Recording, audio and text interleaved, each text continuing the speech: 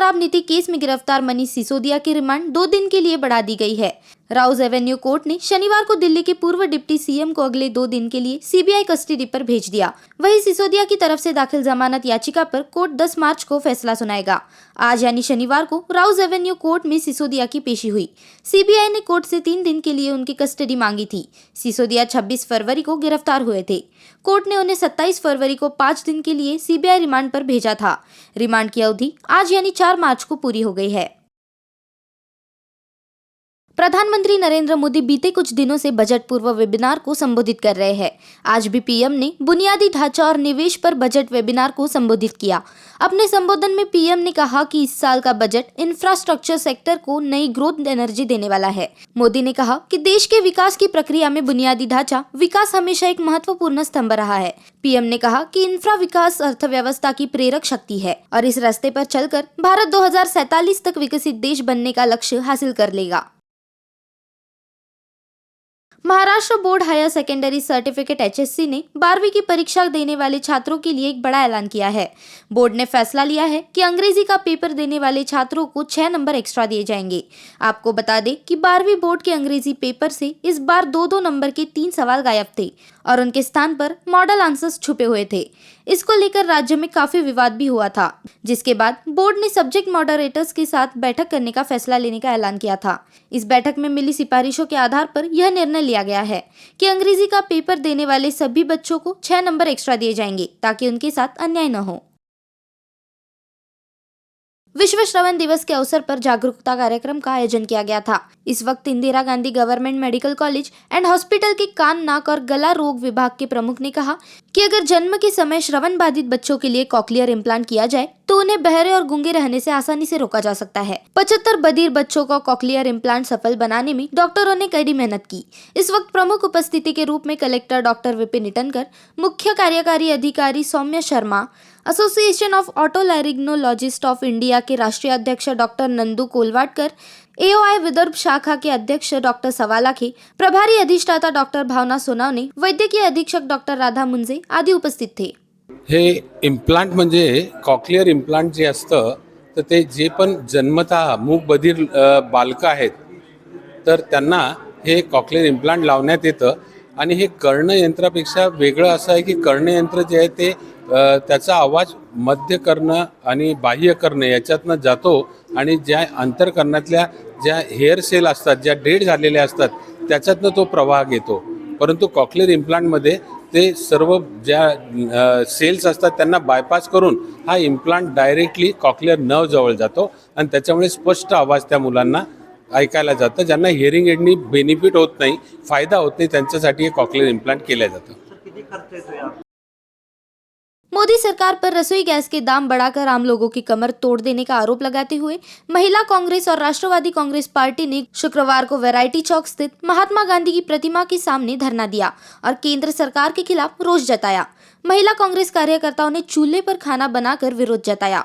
पूर्वोत्तर राज्य के चुनाव और विभिन्न राज्यों में उपचुनाव के बाद घरेलू रसोई सिलेंडर की दरों में 50 रुपए और वाणिज्यिक सिलेंडरों में 350 रुपए की बढ़ोतरी की गई। इससे बजट धराशायी हो गया है और जनता में आक्रोश पैदा हो गया है। इसीलिए महिला कांग्रेस और राष्ट्रवादी कांग्रेस ने विरोध प्रदर्शन किया। ऐसी जानकारी दोनों दलों के नेताओं ने दी। मेरा नाम नाश नुसरत अली है, मैं अध्यक्ष नागपुर महिला कांग्रेस की अध्यक्ष हूँ। सर, जैसे कि सुबह सुबह हम सब उठते हैं, गुड मॉर्निंग मैसेज आती है, नरेंद्र मोदी जी इस टाइप के गुड मॉर्निंग देते हैं। हर सुबह 50 रुपए बढ़ गए, डीजल पे 5 रुपए बढ़ गए, पेट्रोल पे 4 रुपए बढ़ गए। यानी ये केवल खोखली बातें करने वाली सरकार है। 50 रुपए सीधा सीधा LPG पे बढ़ा दी। जो सिलेंडर 2014 में 414 का हुआ करता था, स्मृति ईरानी जी जगह जगह पे मोर्चे करती थी, आज उनको 1150 रुपए का सिलेंडर नजर नहीं आ रहा है। मेरा आपके चैनल के माध्यम से ये कहना है, स्मृति ईरानी जी को ढूंढिए, कहाँ लापता हो गई, पहले इस पर एक रिपोर्ट बनाइए। ये हो क्या रहा है? डीजल के दाम, पेट्रोल के दाम, LPG गैस के दाम, हर चीज पे बढ़ोतरी। खाने की चीजों पर GST लगा दिया। दाल, दूध, दही, पनीर, आटा, मछली, यहाँ तक के नरेंद्र मोदी जी इतने छिचोरे हो गए हैं कि उन्होंने सबसे हल्के मुरमुरे को भी नहीं छोड़ा है। तो आप क्या उम्मीद कर सकते हो? देश की महिलाएं किस तरीके से घर का बजट बनाती है? अभी आपकी क्या मांग है? हमारी मांग ये है कि गैस सिलेंडर के दाम कम होने चाहिए, पेट्रोल डीजल के दाम कम होने चाहिए। सीधी सीधी ये हमारी मांग है। नहीं तो नागपुर महिला कांग्रेस, महाराष्ट्र महिला कांग्रेस और हमारी नेशनल कांग्रेस, हमारे नेशनल प्रेसिडेंट नीता डिसूजा जी और संध्याताई सवाला के जो हमारे महाराष्ट्र के प्रदेश अध्यक्ष हैं, हम सब मिलकर के रोड पर इस सरकार का चक्का जाम करने वाले हैं। समृद्धि महामार्ग पर एक और हादसा सामने आ रहा है। सोलापुर से गोंदिया जा रही एक पिकअप वैन आज सुबह 5 बजे समृद्धि हाईवे से नीचे आते समय 0 पॉइंट गार्डन में जा घुसी। इस हादसे में कार में बैठा कार मालिक घायल हो गया, जबकि चालक को भी मामूली चोटें आई है। गनीमत यह रही कि कोई जान माल का नुकसान नहीं हुआ। घायल कार मालिक की पहचान मानिक रोडगे के रूप में हुई है। मोदी राज में महंगाई चरम पर पहुंच गई है और देश की सभी आम नागरिकों के लिए अपने परिवार का भरण पोषण करना मुश्किल हो रहा है। हाल ही में घरेलू रसोई गैस की कीमत में 50 रुपए और व्यावसायिक सिलेंडर की कीमत में 350 रुपए की वृद्धि हुई है। इस महंगाई के विरोध में नगर कांग्रेस ने शहर के मुख्य मार्ग पर रसोई गैस सिलेंडर को कफन डालकर अंतिम यात्रा निकाली और अभिनव आंदोलन चलाकर महंगाई की ओर सबका ध्यान खींचा। पिछले विधानसभा का 3 राज्यों का इलेक्शन था। जैसा 3 राज्यों का इलेक्शन का निकाल लग गया, घरेलू गैस के ऊपर में 50 रुपये और जो व्यावसायिक है उसके ऊपर में 350 रुपये रेट बढ़ाया गया। उज्ज्वला गैस के तरफ से महिलाओं को, माता बहनों, आप सभी को मैं एक गैस सिलेंडर मुफ्त में दे रहा हूँ। उन्होंने मुफ्त में तो सभी सिलेंडर दे लिया, लेकिन उसको भरने के लिए रोजगार नहीं दिया। 2014 में जब कांग्रेस की सरकार थी उस टाइम पर 410 रुपये था, लेकिन 2023 आते आते 1150 तक रेट चला गया। अब जो व्यक्ति, एक तो रोजगार नहीं मिल रहा, जो घर में जो महिलाओं को बजट दिया जाता था उसमें 15 दिन के अंदर ही बजट खत्म होते जा रहा है। इसकी जवाबदार मोदी सरकार लेना चाहिए, क्योंकि एक तो आप रोजगार भी नहीं दे रहे, एक तो आप रेट पे रेट बढ़ाते जा रहे। 140 करोड़ लोगों में अगर 350 हिसाब से बढ़ा तो कितने करोड़ बनते, फिर ये पैसे जा रहे कहाँ? आज पूरे भारत के महिला त्रस्त है। 2014 में जो अच्छे दिन के ख्वाब देख के आपको वोट दिए, वही आज दुख में पछतावा कर रहे हैं कि हम वोट दिए क्यों। आने वाले दिनों में सभी लोग आपको सबक सिखाएंगे और आप ऐसे ही रेट दिन का दिन बढ़ाते जाइए। एक दिन आपका निश्चित आपको घर भेजने की पूरी तैयारी करेंगे। कुछ दिन पहले वर्धा में दिन दहाड़े फायरिंग की घटना हुई थी। वादी के दोस्त का किसी बात को लेकर विवाद हो रहा था और 3-4 लोगों ने उसके साथ मारपीट की और फायरिंग भी की। इसकी गंभीरता को देखते हुए पुलिस अधीक्षक नूरुल हसन ने अनुविभागीय पुलिस अधिकारी वर्धा और स्थानीय अपराध शाखा और अपराध खुफिया इकाई को समानांतर जांच करके और आरोपियों को तत्काल गिरफ्तार करने का निर्देश दिया था, जिसके बाद गोपनीय सूचना के आधार पर आरोपियों को गिरफ्तार किया गया है। अदालत ने उक्त आरोपी को 7 दिन की पुलिस हिरासत मंजूर की है। साथ ही पुलिस अधीक्षक ने आश्वासन दिया कि उक्त अपराध के अन्य आरोपियों को भी गिरफ्तार किया जाएगा। वर्धा सिटीमध्ये स्टेशन फाईल एरियामध्ये 2 ग्रुपमध्ये मारामारी झाली होती रात्रीला। या मारामारीमध्ये असं समज आला की फायर आर्मचा वापर झाला, तलवारीचा वापर झाला आणि 2 गुट आपसात भिडले होते। आपसात काही कारणावरून आपसात वाद झाला होता आणि त्यांनी फायर आर्मचा वापर केला। घटना खूप सिरियस होती।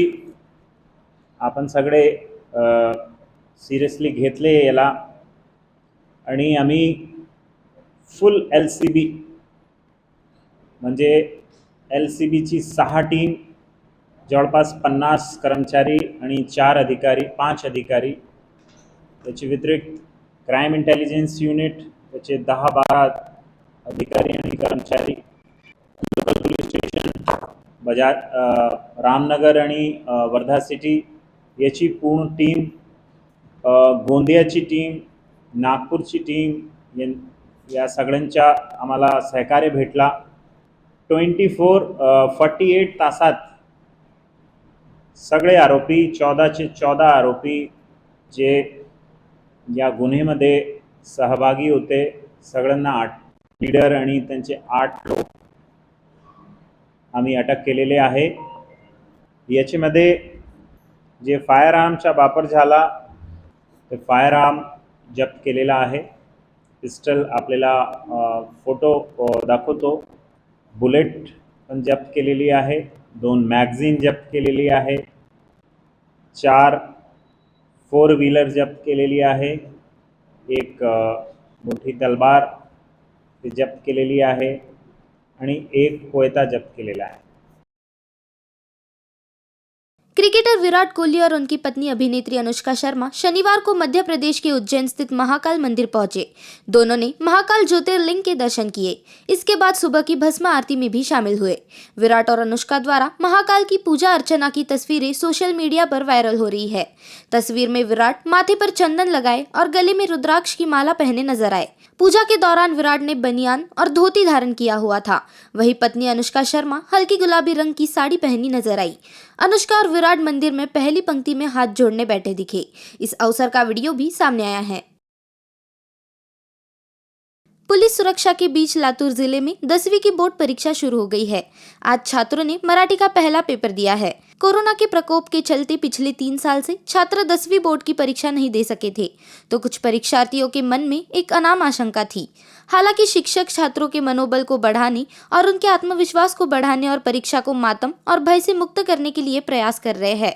Dayanand college of commerce Latur और डॉक्टर अंजलि बुराडे की ओर से कक्षा 10वीं के छात्रों को हार्दिक शुभकामनाएं दी गई। मी डॉक्टर अंजलि बुरांडे, पर्यवेक्षिका, दयानंद वाणिज्य कनिष्ठ महाविद्यालय लातूर। आज सुरू होत असलेल्या 10वी SSC वर्गाच्या ज्या परीक्षा आहेत, या परीक्षेसाठी सर्व विद्यार्थ्यांना, विशेषतः त्यांच्या पालकांना वाणिज्य कनिष्ठ महाविद्यालयातर्फे खूप खूप अगदी मनपूर्वक शुभेच्छा। आज लातूर पाटणच्या नावाखाली विद्यार्थी व पालक एका वेगळ्याच मानसिक दबावाखाली परीक्षेला सामोरे जात आहेत, तर तसे न करता हसत खेळत परीक्षेला सामोरं जावं। आपल्या लातूर पाटणमध्ये विद्यार्थी आणि पालकांची मानसिकता ही म्हणजे इंजिनिअरिंग आणि मेडिकल जाण्याकडे जास्तीत जास्त कल असतो व या जीव घेण्या स्पर्धेत विद्यार्थी पालकांच्या दबावाखाली परीक्षेला सामोरे जातात, तर तसे न करता मी विद्यार्थ्यांना आणि पालकांना दोघांनाही आवाहन करते की फक्त तेवढंच नाही तर आयुष्यामध्ये, या जगामध्ये इंजिनिअरिंग आणि मेडिकल याच्यापेक्षा वेगळं खूप मोठं करिअर आहे। लातूर पाटण यामध्ये हा जरी असला तरी विद्यार्थ्यांनी आणि पालकांनी याचा सखोल, नीट, व्यवस्थित अभ्यास करावा। जगामध्ये काय चाललं आहे हे डोळसपणाने पाहावं व आपला विद्यार्थी कितपत आहे, त्याची कुवत काय आहे, त्याच्यावर आपण गरजेपेक्षा जास्त लादतोय का, या सगळ्या गोष्टींचा विचार करून विद्यार्थ्यांच्या कुवतेप्रमाणे, त्यांच्या आवडीप्रमाणे, त्यांच्या निवडीप्रमाणे, आपल्या आर्थिक क्षमतेप्रमाणे विद्यार्थ्यांना त्यांचं करिअर काय करायचं आहे, करिअर निवडीसाठी स्वातंत्र्य द्यावं। पालकांनी त्या ठिकाणी विद्यार्थ्यांना खंबीर पाठिंबा असावा आणि या कामी आपण सर्व विद्यार्थ्यांना आणि पालकांना माझ्या खूप खूप शुभेच्छा। वाणिज्य शाखेमध्ये आपण करिअर करू इच्छित असाल तर त्यासाठी महाविद्यालयामध्ये आम्ही एक वेगळा स्वतंत्र विभाग चालू केला आहे। यामध्ये वाणिज्य शाखेत नंतर आपण काय करू शकतो या संदर्भात सखोल मार्गदर्शन आपल्यासाठी उपलब्ध आहे। या संधीचा आपण फायदा घ्यावा व आमच्याशी संपर्क साधावा, एवढी मी सर्व पालकांना आणि इंदौर में शुक्रवार को तीसरे टेस्ट के दौरान टीम इंडिया के ड्रेसिंग रूम में 2 फैंस घुसने का मामला सामने आया है। दोनों ने चेतेश्वर पुजारा के साथ सेल्फी भी ली। यह पूरी घटना टेस्ट के दूसरे दिन गुरुवार शाम को दिन का खेल समाप्त होने से कुछ समय पहले की थी। दोनों सुरक्षा कर्मियों को चकमा देते हुए भारतीय ड्रेसिंग रूम में घुस गए। फैंस को ड्रेसिंग रूम के करीब देखकर सिक्योरिटी और MPCA के अधिकारी घबरा गए। घटना की सूचना पुलिस को दी गई। पुलिस का कहना है कि एक ही फैन अंदर घुसा था, उसे गिरफ्तार कर जेल भेज दिया गया है। उसने किचन के रास्ते ड्रेसिंग रूम में एंट्री की थी। यह घटना गुरुवार शाम करीब 4:30 बजे की है।